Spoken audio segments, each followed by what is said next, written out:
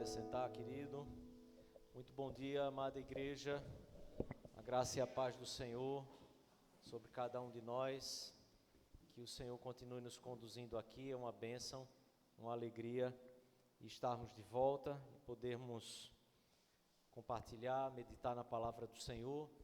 Eu quero chamar a todos vocês novamente a abrir a palavra de Deus no livro de Atos.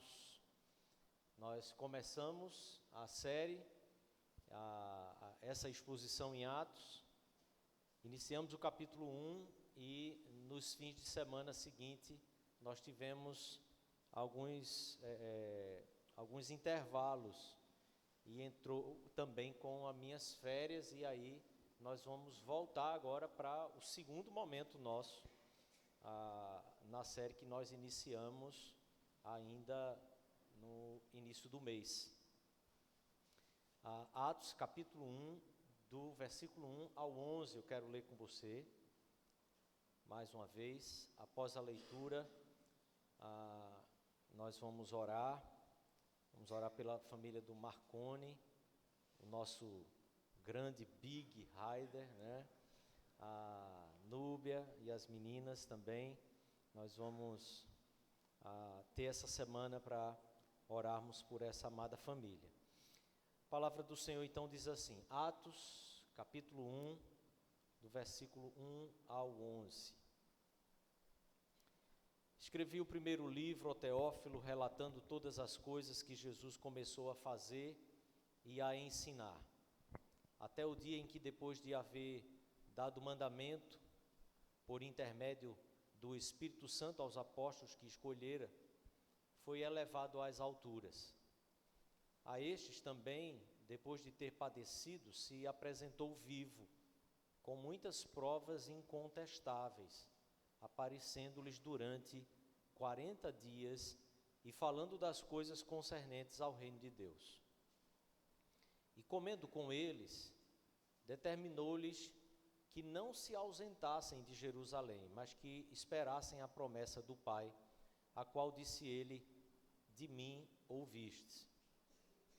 Porque João, na verdade, batizou com água, mas vós sereis batizado com o Espírito Santo, não muito depois desses dias. Então os que estavam reunidos lhe perguntaram, Senhor, será este o tempo em que restaurares o reino a Israel? Respondeu-lhe Jesus, não vos compete conhecer tempo ou época que o Pai reservou para a sua exclusiva autoridade, mas recebereis poder ao descer sobre vós o Espírito Santo, e sereis minhas testemunhas, tanto em Jerusalém como em toda a Judéia e Samaria e até os confins da terra. Ditas estas palavras, foi Jesus elevado às alturas, à vista deles, e a nuvem o encobriu dos seus olhos.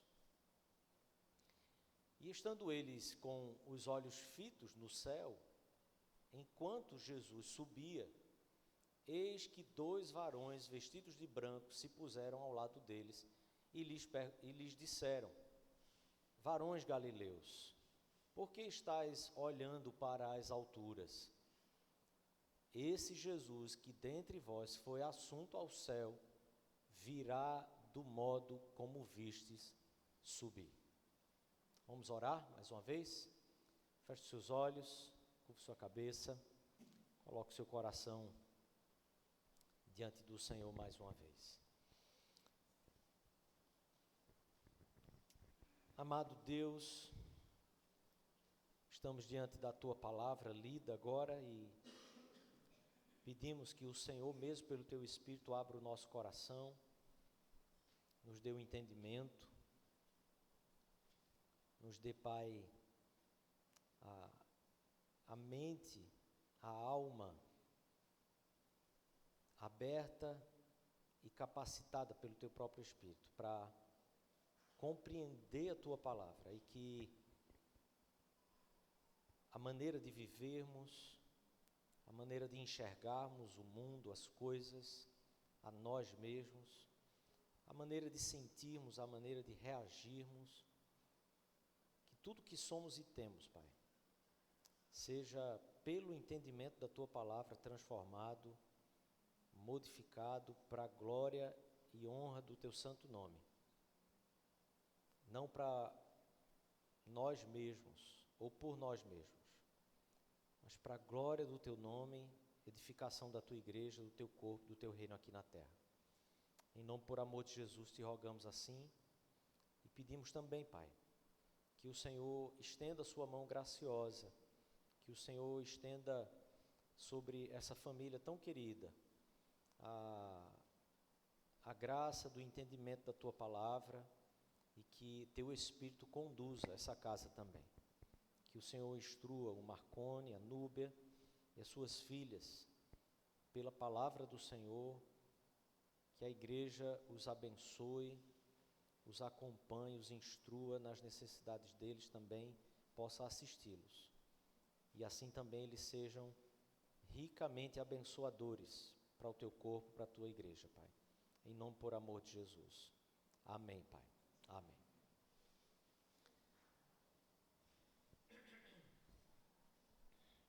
Meus irmãos, eu quero apenas rever alguns pontos pequenos quanto ao que iniciamos aqui no texto de Atos, para que nós possamos ter uma boa continuidade. Então, agora que vamos avançar no texto, nós trabalhamos aqui no primeiro sermão, apenas os primeiros versículos, ficamos aqui nessa parte introdutória do livro de Atos, e eu quero então pontuar aqui que nós tratamos sobre o Evangelho em si, como Lucas se refere ao livro de Atos como um livro que está completamente vinculado ao terceiro Evangelho.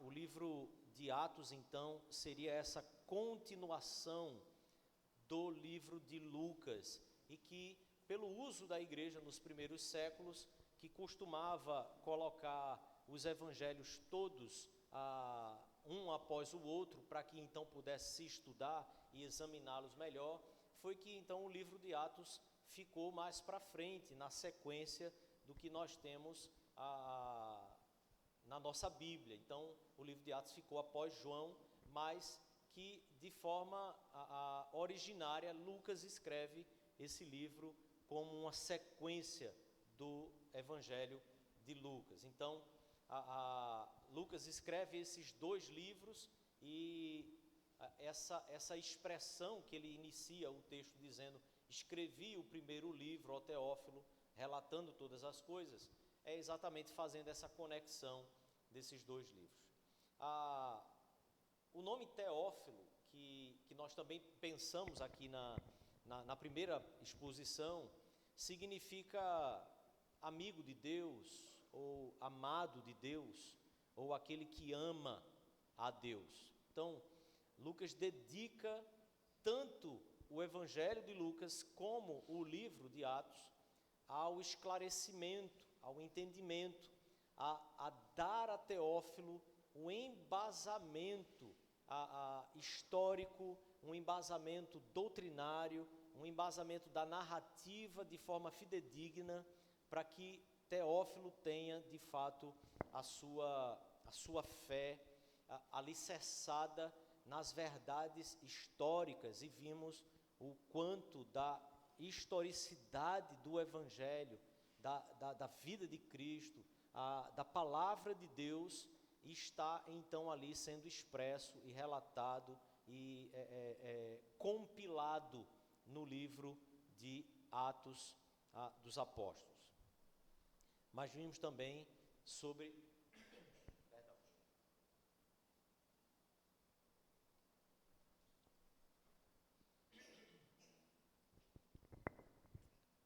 Vimos também que o autor não quer dizer que ele tenha registrado poucas coisas sobre Jesus Cristo, ou que ele não tenha relatado tudo, mas no livro de Lucas. Vimos então que Lucas relata o que Jesus começou a fazer, Mas o começou a fazer significa e aponta para o fato de que esse mesmo Jesus, tendo sido assunto aos céus, continua a fazer. Por isso, o livro de Atos agora mostra a obra de Jesus Cristo realizada por intermédio do Espírito Santo que foi derramado sobre a igreja através dos seus apóstolos. E foi esse entendimento que nós chegamos quando pensamos aqui na primeira exposição. Os primeiros 11 versículos que lemos aqui, é Jesus Cristo que está ali sendo o centro e sendo o foco. É tudo que Jesus começou a fazer e tudo que Jesus então continuará a fazer e instruiu a igreja para isso. Se você voltar os seus olhos para o versículo 2, então, ele diz: até o dia em que ele foi elevado às alturas, depois de ter instruído aos seus, por intermédio do Espírito Santo, aos apóstolos que ele escolher. Eu queria pensar em 3 aspectos aqui sobre esse versículo 2, para que nós possamos pensar aqui sobre sobre a vida da igreja e sobre aquilo que o Senhor Jesus está fazendo ali no início da igreja na segunda aliança. Observe, eu quero destacar aqui o que Lucas trata sobre essa instrução dos apóstolos. Eu quero pensar sobre a ressurreição e a ascensão de Jesus Cristo aqui, mas como parte central do texto eu queria destacar essa instrução que ele dá aos discípulos, aos apóstolos, e também a própria eleição que o Senhor Jesus mesmo é que faz dos mesmos apóstolos. Então, pensando sobre a ascensão e a ressurreição e a ascensão de Cristo, os 4 evangelhos, ou dos 4 evangelhos, Lucas é o único que apresenta esse relato da ascensão de Jesus. Lucas é o único que fala especificamente sobre este momento em que o Senhor Jesus está sendo elevado às alturas, aos olhos, às vistas dos seus discípulos, e ele conclui o Evangelho de Lucas. Se você observar no capítulo 24 do Evangelho de Lucas, versículos 50 e 53, ele conclui esse Evangelho com um breve relato.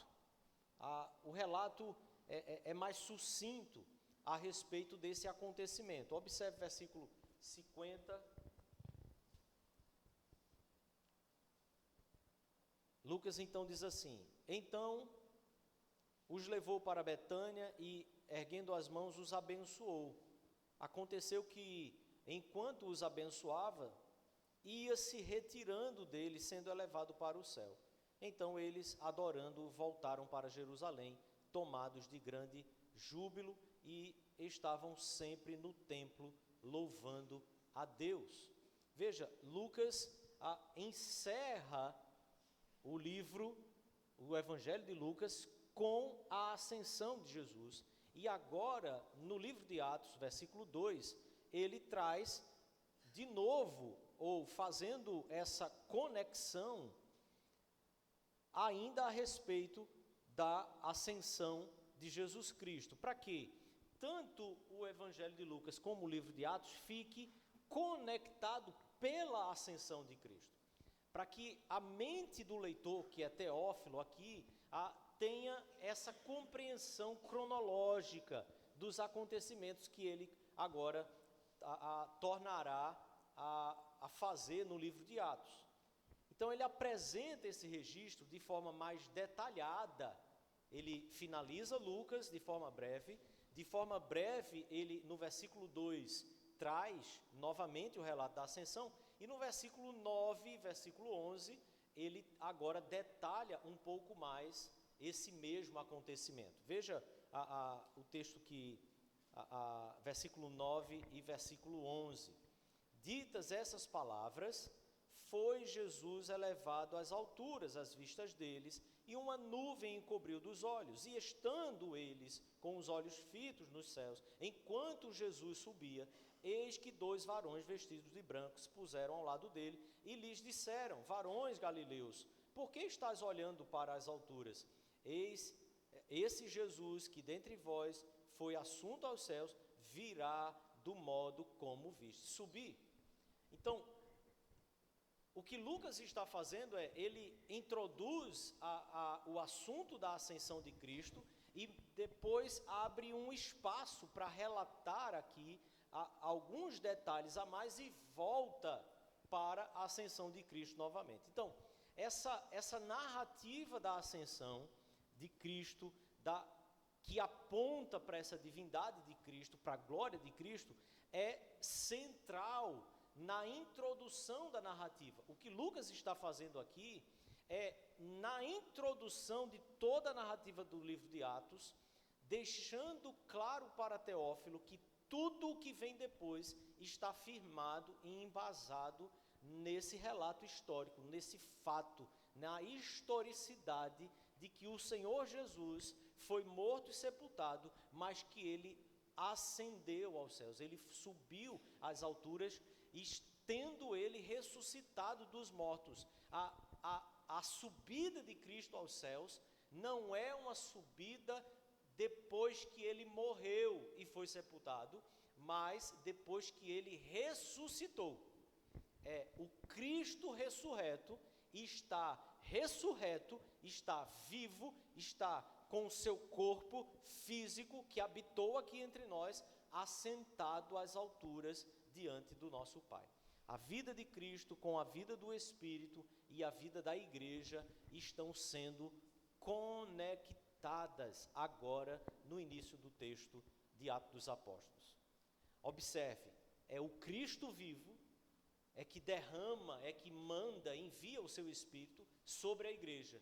E esse mesmo Cristo vivo, que envia o seu Espírito sobre a igreja, é que faz com que a sua igreja seja uma igreja viva. Vivo aqui não apenas no sentido de poder, mas vivo no sentido de uma realidade concreta. Vivo no sentido em que ele está fisicamente vivo, não apenas o Espírito de Deus, o Espírito de Cristo foi assunto aos céus, mas o próprio Senhor Jesus, em carne e osso, com seu corpo glorificado, foi assunto aos céus, e é esse Jesus que envia o seu Espírito para que na terra, de carne e osso, a igreja do Senhor Jesus possa continuar a ser usada e possa continuar as obras que ele começou a fazer ainda aqui na terra. Então, a ascensão e ressurreição de Cristo, a ressurreição e a ascensão de Cristo, para falar na ordem, é a base, é o apoio, é o centro, é o início, o meio e o fim para a realidade da vida da igreja. A igreja só existe, a igreja só está viva, a igreja só permanece porque o Senhor Jesus está vivo, eternamente vivo, assentado à destra do Pai e usando a sua igreja, governando a sua igreja, porque ele está no meio da sua própria igreja. Mas o texto também nos diz dessa instrução. O texto diz que depois de ter sido instruído por intermédio do Espírito Santo, depois de ter instruído, por intermédio do Espírito Santo, aos apóstolos que ele escolhera. Veja, Lucas relaciona a ascensão de Jesus a esse elemento que é o elemento da grande comissão. Quando olhamos para o texto de Mateus, Mateus só vai até a grande comissão. Mateus nos mostra que o Senhor Jesus, no período da sua ressurreição, passou então esses 40 dias, passou esse tempo instruindo os seus apóstolos, e apóstolos que o Senhor Jesus mesmo é que escolheu. O tempo que Jesus passou aqui na terra, Mateus capítulo 8, versículo 20, nos diz que ele ensinou aos seus discípulos para que eles guardassem todas as coisas, para que eles também ensinassem a guardar todas as coisas que o Senhor Jesus ordenou. O termo no grego que o Senhor Jesus está tratando com os discípulos ali, que Marcos está usando sobre o que o Senhor Jesus trata com os discípulos, é um termo que afirma que Jesus está se dirigindo a eles, não apenas quanto a tudo o que ele viveu em sua vida e ensinou aos seus discípulos, mas de forma específica ao que o Senhor Jesus ensinou aos seus apóstolos neste período em que ele passou ressurreto aqui na terra, antes de ter sido assunto aos céus. Observe então que Lucas traz de novo esse destaque, dizendo que o Senhor Jesus subiu aos céus após ter instruído, após ter dado instrução aos seus apóstolos. E o termo que Lucas usa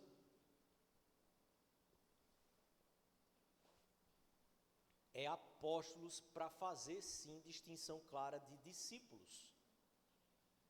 O Senhor Jesus escolheu os apóstolos da igreja. Antes de subir aos céus, ele passou esse tempo com os seus apóstolos, para quê? Para que ali ele desse instruções claras e específicas, porque esses apóstolos seriam aqueles que instruiriam a igreja. A igreja estaria agora apoiada, conduzida, pastoreada por todo o seu tempo aqui na terra, pelos seus apóstolos, pela intermediação do seu Espírito. Então, antes de ser levado aos céus, Jesus instrui os 11 discípulos a fazerem discípulos de todas as nações, ensinando-os a guardar todas as coisas que o Senhor Jesus havia ordenado. Então, durante esse período de 40 dias, entre a ressurreição e a ascensão, Jesus instrui os seus apóstolos nesse ensino do Evangelho, de modo que ele prepara os seus apóstolos para essa grande tarefa que eles teriam depois do Pentecostes. Mas observe bem esse detalhe aqui do que o Senhor Jesus está fazendo com seus discípulos. A ascensão dele se dá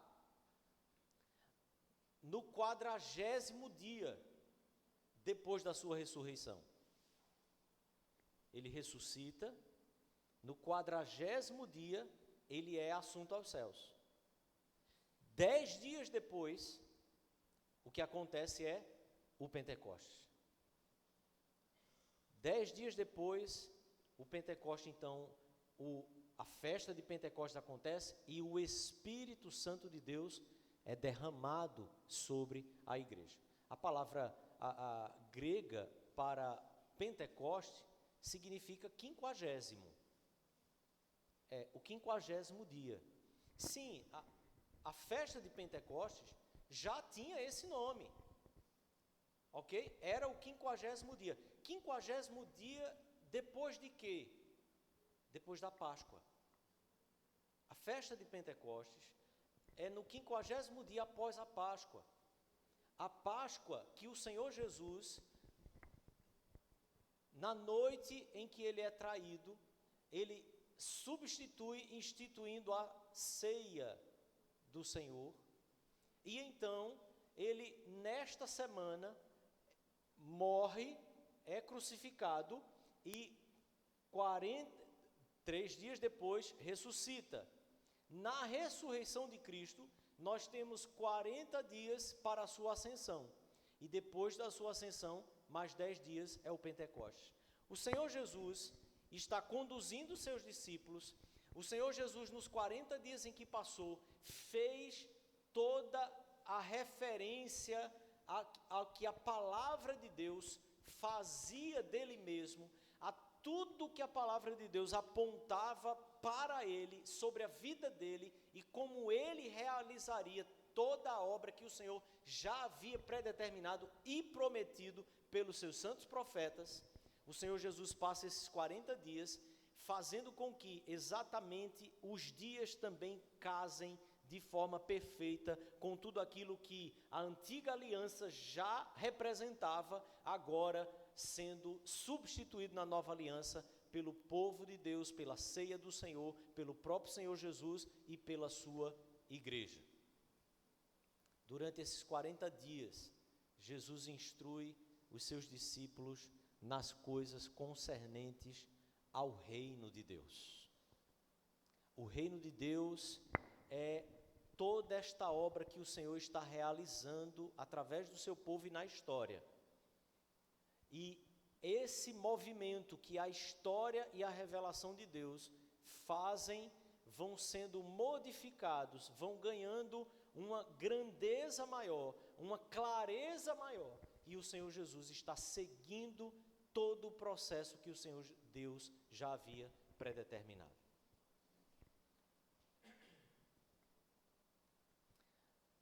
Nós ficamos então sabendo aqui a respeito desses 40 dias, dessa aparição de Cristo, esse Cristo ressurreto. Se você observar do versículo 1 ao do versículo 2 ao versículo 5, Lucas discorre sobre isso.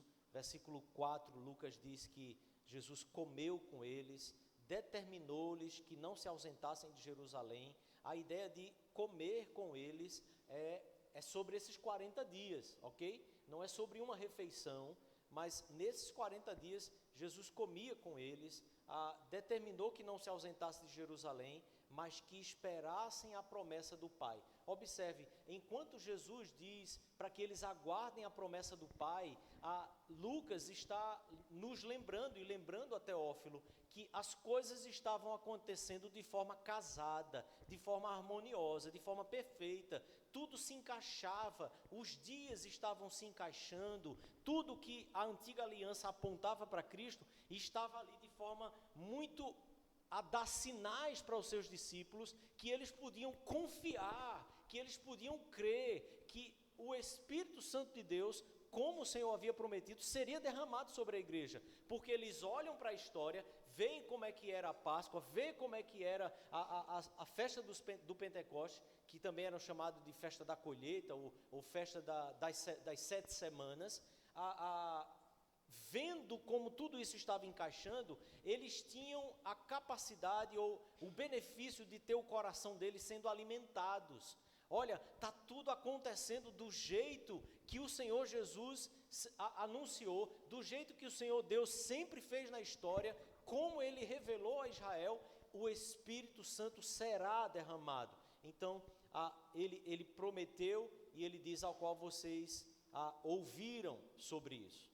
Porque João, na verdade, batizou com água, mas vós sereis batizados com o Espírito Santo, não muito depois desses dias. Está breve, será breve. Simon Kistemaker, ele lembra que há uma intenção aqui nessa harmonia, não apenas do que Lucas está referindo quanto a esses dias, mas no casar de forma perfeita com a festa do Pentecoste, com a Páscoa, e mostrar como tudo está acontecendo nos mesmos períodos. Há uma intenção aqui que é apologética. Há uma intenção aqui em fazer essa defesa a respeito da pessoa de Cristo, do centro que Cristo é para o povo de Deus, e que Cristo é de fato aquele que Deus havia prometido, para que tanto judeus como gentios pudessem olhar para a pessoa de Cristo e crerem de fato, é Ele aquele que Deus havia prometido. Há um propósito apologético aqui, há um propósito,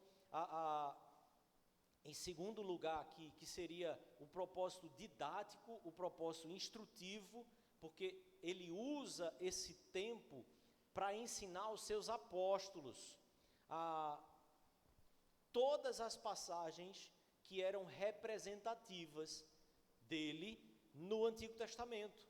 quando olhamos para Lucas, capítulo 24, que nós já lemos aqui, do versículo 25 ao 27, Lucas deixa claro como o Senhor Jesus fez um caminho com os seus discípulos, mostrando como todas as coisas que as Escrituras tinham anunciado falavam exatamente sobre Ele.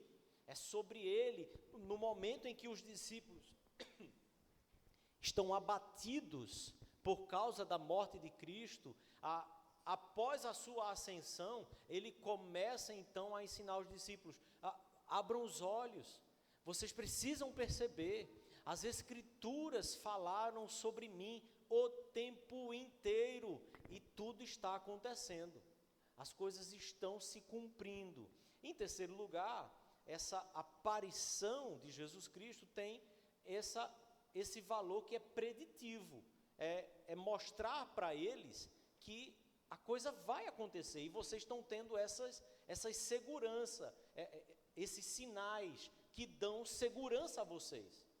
Os sinais que estão sendo dados em harmonizar tudo isso é para que vocês tenham ainda mais confiança. O Espírito de Deus, a promessa que foi feita será dada, será cumprida. O Craig Blomberg também concorda com essa mesma visão do Kistemacher, dizendo que o Senhor Jesus estava delineando o programa de Deus para o ministério vindouro do Espírito Santo. O que o Senhor Jesus está fazendo nesses 40 dias com seus apóstolos é de forma espetacular, é de forma maravilhosa, trazendo todo um traçado, todo um desenho, para que esses apóstolos tenham a maior segurança de todas, de que as promessas de Deus, a promessa da descida do Espírito, será cumprida, e esses sejam os homens que vão instruir os discípulos, que vão instruir a igreja do Senhor. Mas o texto fala também sobre os apóstolos que o Senhor Jesus escolheu. E então, essa distinção aqui, essa característica de que Lucas, em todo o texto de Atos, ele se refere aos crentes como discípulos. Observe, Lucas não está tratando aqui aos discípulos do Senhor mais próximos, os apóstolos, como aqueles que aprendem. Mas Lucas escreve a Teófilo agora, enfatizando que o Senhor Jesus escolheu e ensinou aos apóstolos, aos seus apóstolos. Lucas descreve para Teófilo que Jesus passou esse período ensinando coisas profundas àqueles que ensinam, àqueles que vão ensinar a igreja, àqueles que ensinam a sua igreja, porque agora, enquanto Lucas escreve e relata, isso já aconteceu. O que Lucas está dizendo é, esses que ensinam a igreja do Senhor, são aqueles que o Senhor Jesus instruiu de maneira toda particular, instruiu de maneira toda específica, profunda, 40 dias caminhando com eles, instruindo a eles sobre toda a Escritura, porque a igreja seria e estava sendo instruída, não por homens qualquer, não por qualquer pessoas que tenham aparecido, se autodeterminando como mestres da igreja, mas a igreja estaria fundamentada, a igreja estaria sendo ensinada por aqueles que o Senhor Jesus mesmo escolheu, e escolheu a dedo. Esses discípulos recebem essa instrução, versículo 42 do capítulo 2, se você abrir comigo, observe como Lucas desenvolve o raciocínio, mostrando que eles perseveravam, a igreja aqui, perseverava onde? Na doutrina de quem? Dos apóstolos. a doutrina dos apóstolos que Jesus escolheu e que teve uma instrução toda específica e especial da parte do Senhor Jesus, é agora a doutrina que a igreja está perseverando nela. Eles perseveravam na doutrina dos apóstolos. E ainda esses apóstolos de Jesus Cristo ensinam com a autoridade do próprio Senhor Jesus Cristo. Tudo o que está sendo feito e relatado aqui para Lucas é que a igreja, ou por parte de Lucas para Teófilo, é que a igreja, ela tem a instrução do próprio Senhor Jesus e por isso ela persevera naquela doutrina. A doutrina dos apóstolos é o ensino do Senhor Jesus Cristo para a sua igreja. Ele elege os 12 apóstolos, que seria os 11 e Matias, e se você observar a escolha de Matias substituindo o traidor Judas, ela se dá antes mesmo da própria descida do Espírito Santo, do próprio Pentecostes.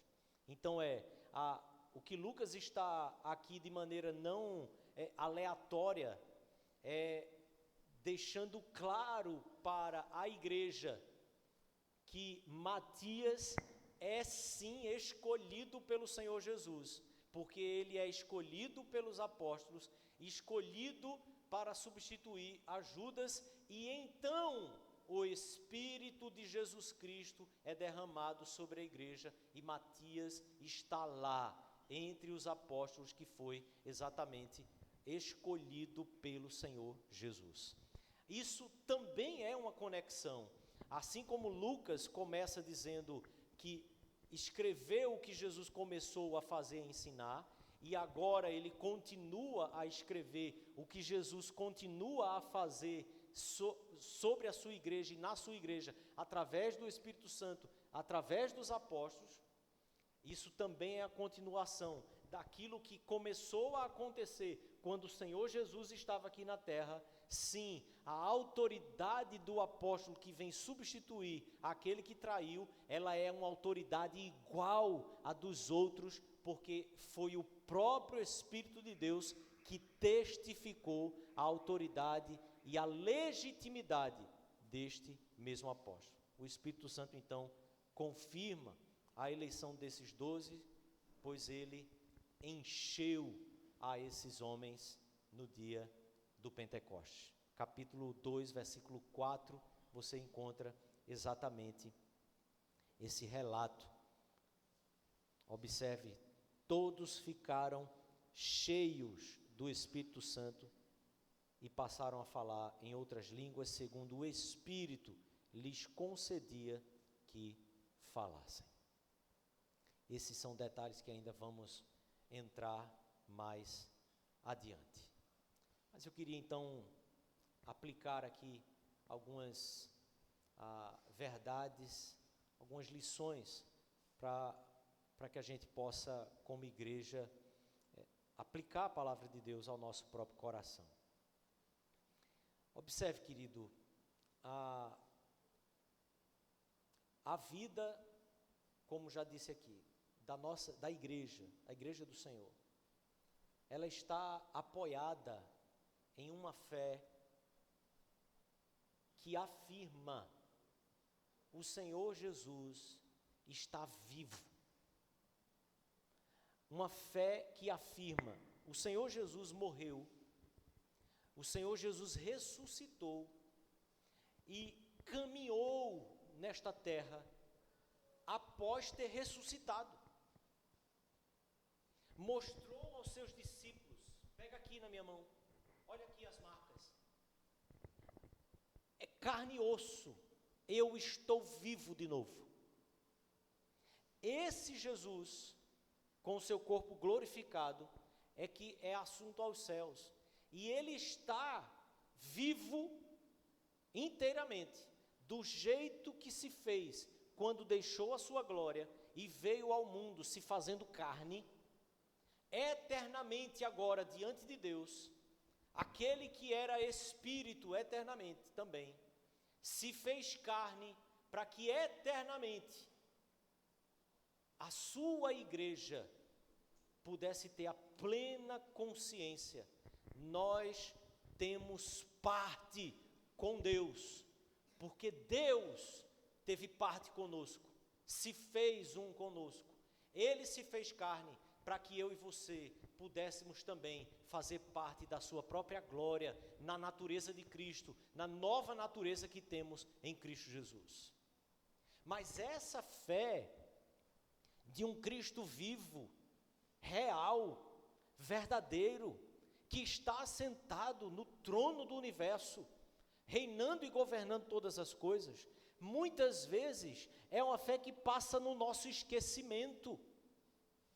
Vamos conduzindo a nossa vida, vamos tentando conduzir a igreja, tentando conduzir a própria obra de Cristo, porque é como se na nossa mente, no nosso coração, muitas vezes esse Senhor Jesus fosse uma ideia distante, fosse uma ideia que nós acreditamos, uma ideia a qual nós até consagramos a nossa vida, mas nos esquecemos que Ele é uma pessoa e que está viva e governando a sua igreja, que não são os homens que governam os destinos da igreja, que não são os homens que governam o reino de Deus, que não são os homens que determinam a própria obra que Deus está realizando na terra, que não são as nossas ideias que podem suplantar a própria instrução deste homem, Deus homem, que está assentado e governando a sua igreja, vivo, real, uma realidade concreta.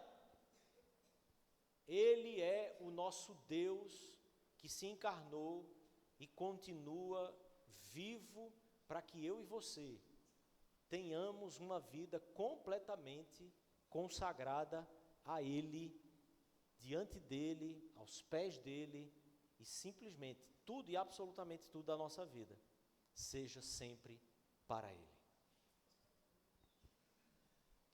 Mas há um outro aspecto aqui, que é essa própria instrução, a instrução da igreja.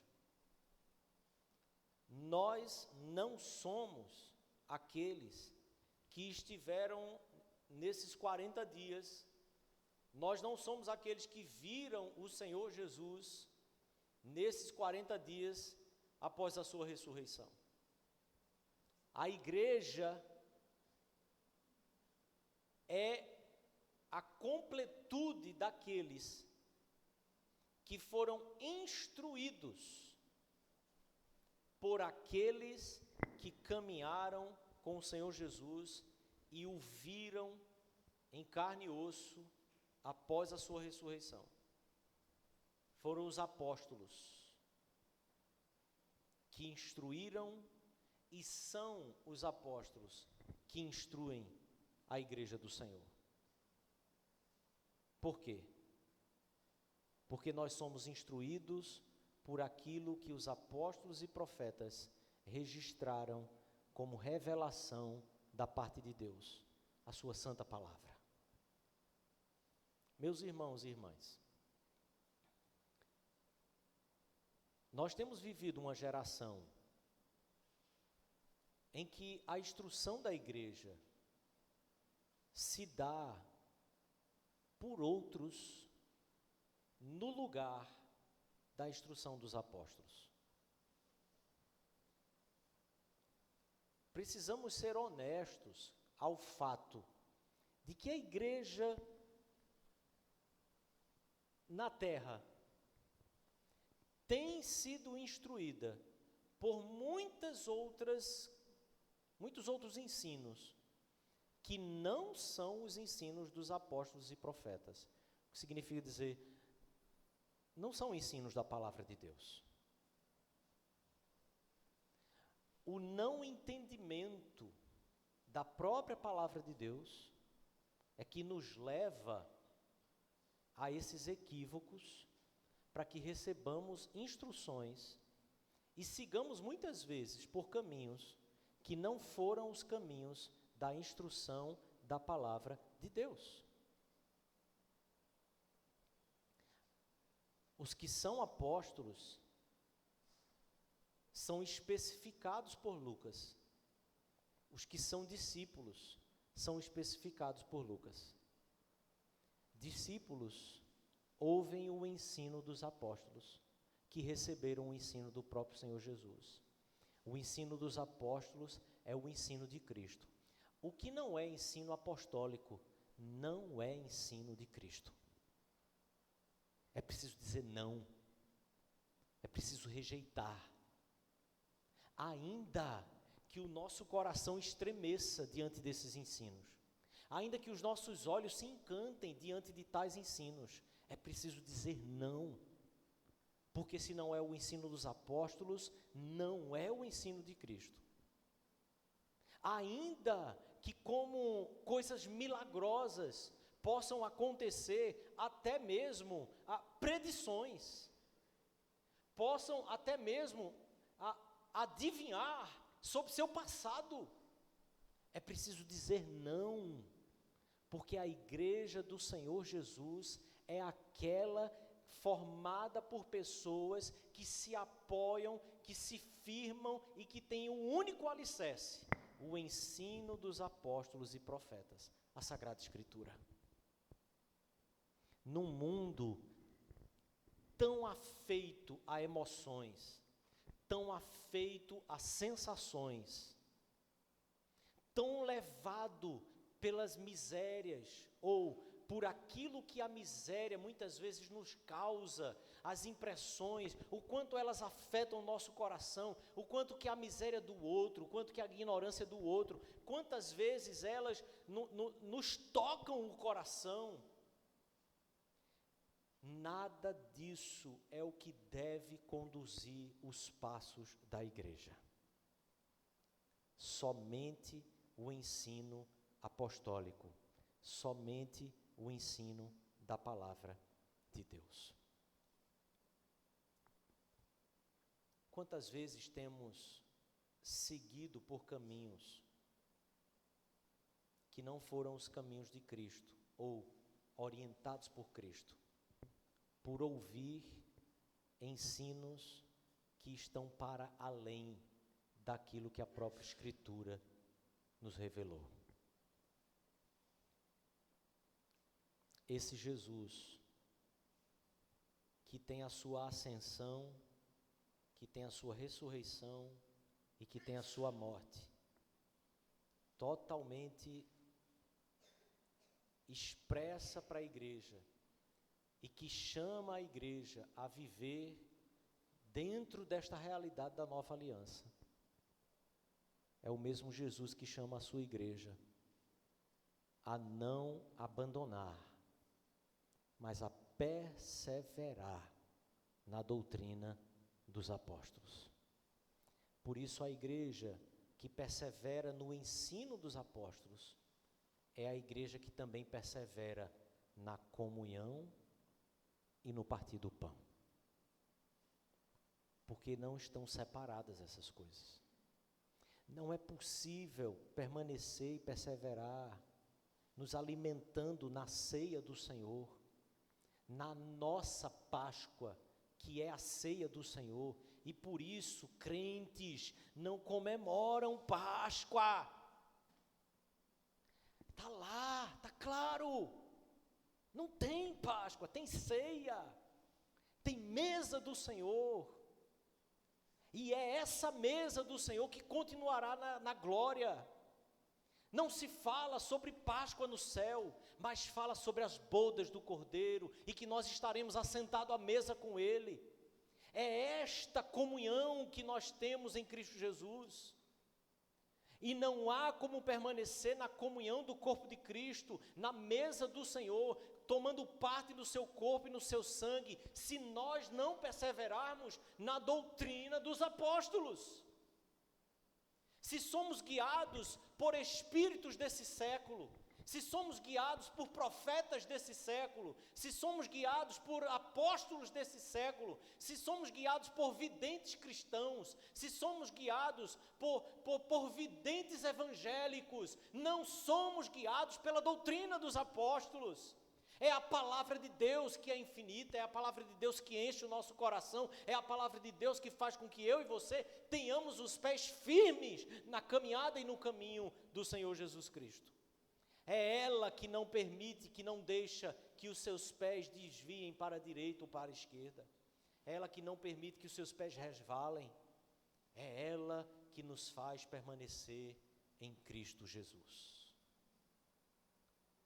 É com esse chamado, com esse desafio, querido, que eu chamo você a mais uma vez examinar o seu coração.